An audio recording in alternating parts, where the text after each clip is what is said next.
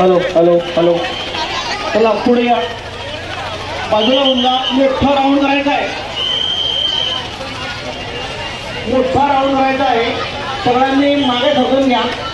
Satnam electronic भाऊ, अरे बरं पुढे ये गाडी. हो या.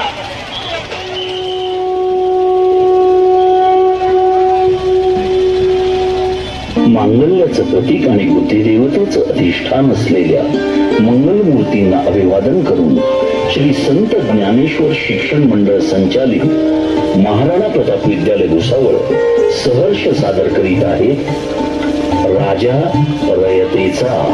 हिंदवी स्वराज्याचे संस्थापक छत्रपती शिवाजी महाराज आणि गणेशोत्सवाचे प्रणेते लोकमान्य बाळ गंगाधर टिळक यांना कोटी कोटी प्रणाम.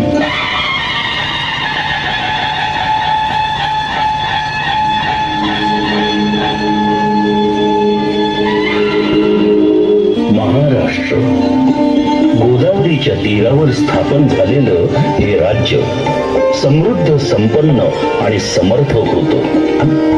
राजकारण आणि धर्मकारण या साऱ्या वैशिष्ट्यांनी सजलेलं हे महान राष्ट्र म्हणजेच महाराष्ट्र.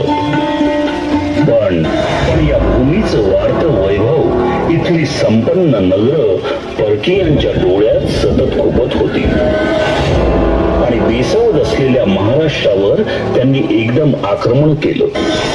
महाराष्ट्राच्या तप्त सूर्याला ग्रहण लागलं. मराठी मुलकाची घसरण झाली. संपूर्ण हिंदुस्थानात आदिलशहा, निजामशहा, सिद्धी यांच्या फौजांनी छाद मांडला होता. गोरगरिबांचं झिणं कठीण झालं होतं. दिवसा एवढ्या आया बहिणींच्या अब्रूवर घाला घातला जात होता. रयतेच्या तोंडचा घास पळवला जात होता.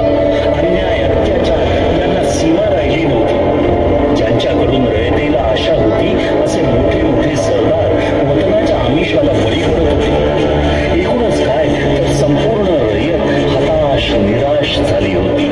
आणि त्याच वेळी राजमाता जिजाऊ चौधरी 19 फेब्रुवारी 1630 रोजी एका अत्यंत तेजस्वी पुत्राचा जन्म झाला, ज्याचं नाव ठेवण्यात आलं शिवाजी.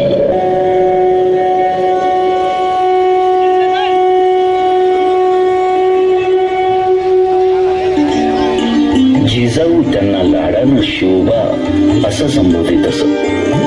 दादोजी कोंडदेव यांच्या देखरेखीखाली हळूहळू शिवबांचं शिक्षण सुरू झालं. लाठी काठी चालवणं, तलवार दांडपट्टा चालवणं, घोडेस्वारी करणं यासारख्या कलांमध्ये शिवबा रमू लागले.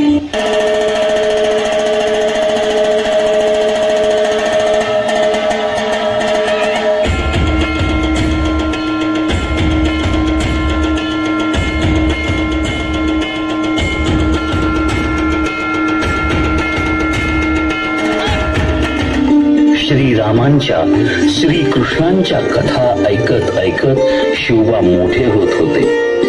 या कथांमधून जिजाऊ अन्याय अत्याचाराविरुद्ध उभं ठाकण्याचे बाळकडू शिवबांना पाजत होत्या. याचीच परिणिती म्हणजे अवघ्या 16व्या वर्षी रायरेश्वराला साक्ष मानून शिवबांनी घेतलेली स्वराज्याची शपथ.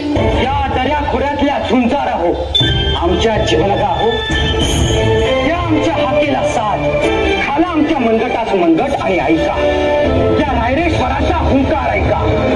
तो म्हणतोय